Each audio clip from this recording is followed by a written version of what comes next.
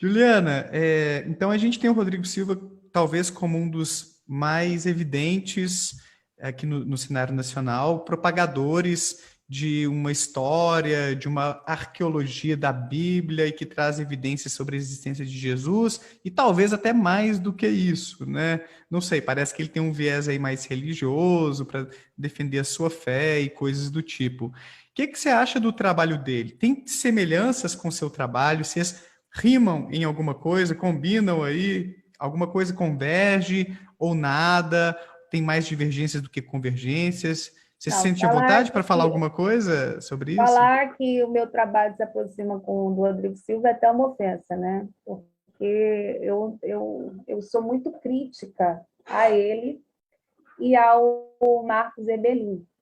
São dois fundamentalistas, né? Que se aproveitam aí, são dessa vibe de intelligent design, que ficam, enfim, tentando, a torta e a direita, ficar provando as suas teses de fé. Então, eles não estão fazendo ciência. Eles fazem, na verdade, um desserviço à sociedade. Então, acho que você até vai, assim, eu acompanho o seu trabalho, não é querendo fazer uma crítica aqui, não, mas eu acho que você vai dar 2 passos para trás, trazer um cara desse.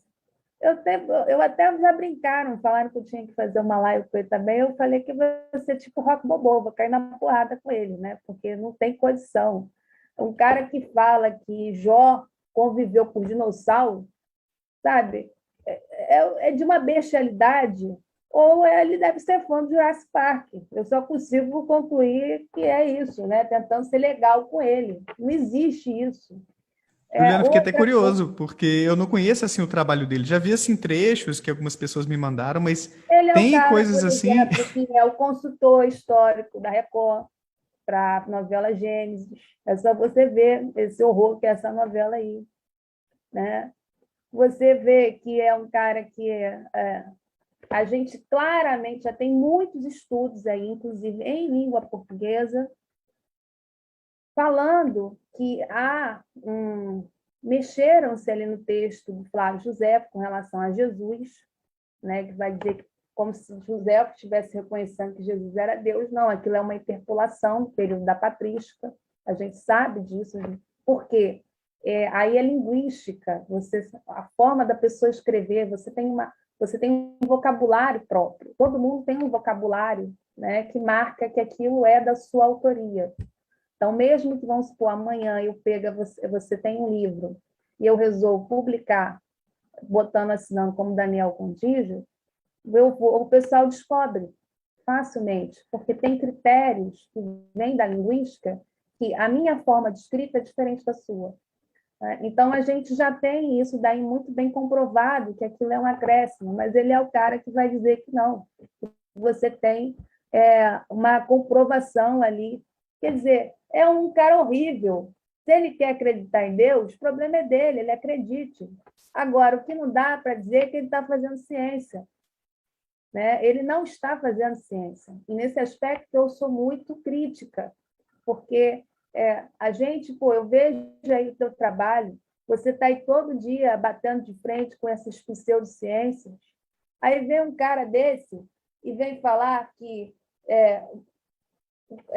o homem andou com o dinossauro, ou que Jesus, de fato, tem como provar cientificamente milagre. Não se comprova milagre. Milagre você acredita e ponto. Ou não acredita. É um direito teu.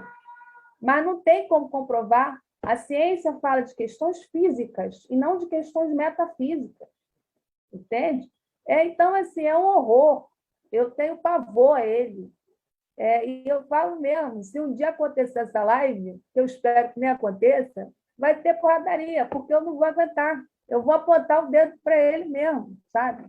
Eu quero que ele me diga uma comprovação, um documento que você consegue dizer que Jesus operou algum milagre. Ou que ele me explique, ele me mostre algum linguista que vai aí contrapor centenas que já tem aí, que mostram estudos seríssimos sobre a discussão do vocábulo. Caraca, eu estou falando de discussão, a pesquisa do Jesus histórico, ela começa em finais do século XVII, início do século XVIII, ou seja, ela é um movimento que nasce com o iluminismo, né? De lá para cá, a gente já levantou muita coisa. Por exemplo, quando eu falo que não dá para dizer que Moisés escreveu, não é só porque é o cara que está escrevendo a própria morte. É porque você vê que tem documentos ali de datações, temporalidades muito diferentes. Como é que pode um cara que se diz crente de Javé, de repente ele está falando em Elohim, né? Tem coisas ali que não fazem sentido. Eventos que ele está falando que são, às vezes, séculos depois. Quer dizer, eu desconheço um ser humano que viveu 300, 400 anos para poder saber do que está acontecendo. Olha como que são questões diferentes. E esse cara vem me dizer que a academia sustenta isso? Não, é ele que sustenta, ele está na academia, porcaria nenhuma. Né?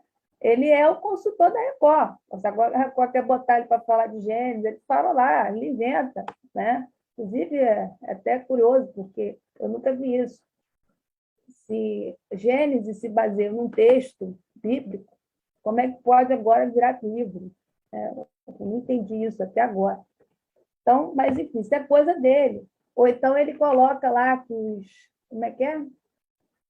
Os dinossauros foram extintos, né? Quando os seres humanos ainda estavam aqui, lógico, já estava convivendo, Jurassic Park, mas teve uma chuva, só atacou os dinossauros. A gente estava imune.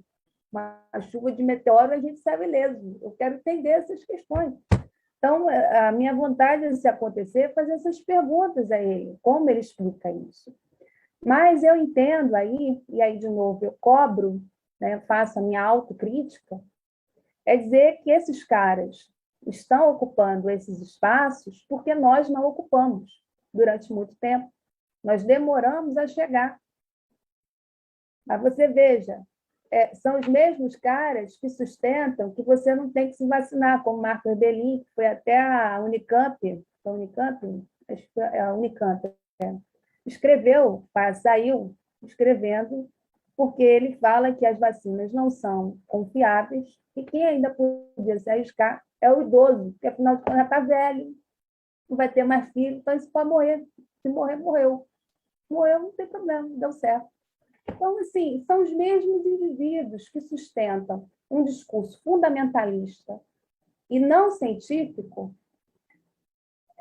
que tem essas teorias aí conspiratórias, terraplanistas, que prestam de serviço. Então, nós, né, você, eu e outros colegas que estão fazendo um trabalho aí muito bacana, que a gente chama de história pública, precisam mais ocupar, porque senão é isso aí. Aí, quer dizer, depois eu tenho que achar ruim, porque o cara está falando, não, o cara é bom, claro, você não conhece. Mas esse cara é muito ruim, gente. Olha, não vale a pena, muito ruim. Falei demais, chega. O canal Contradições da Bíblia mandou aqui um comentário, obrigado pela contribuição. Falou assim, ó, Eberlin e Silva são cavalos de Troia do fundamentalismo. São pessoas formadas com o objetivo de dar credibilidade histórica à Bíblia como um todo. Então é pseudo-história mesmo, né, Juliana? Para resumir, não é história de verdade, não é arqueologia, não é um estudo científico rigoroso, né? Aquilo é piada, o nome é isso. Olha, Olha, eu fiquei até mais curioso para conhecer o trabalho, só para ver. Eu não sabia que era esse horror todo. não, ele é muito ruim, Daniel, ele é muito ruim. Ele não tem formação em nada, entende? Ele é um cara mesmo fundamentalista. E esse fundamentalismo, infelizmente, é isso aí. O fundamentalismo prega o ódio, o fundamentalismo prega a morte. Né? Só você ver o que o Marco Rebelin falou sobre a vacina. Então, é o mesmo cara, é o mesmíssimo cara.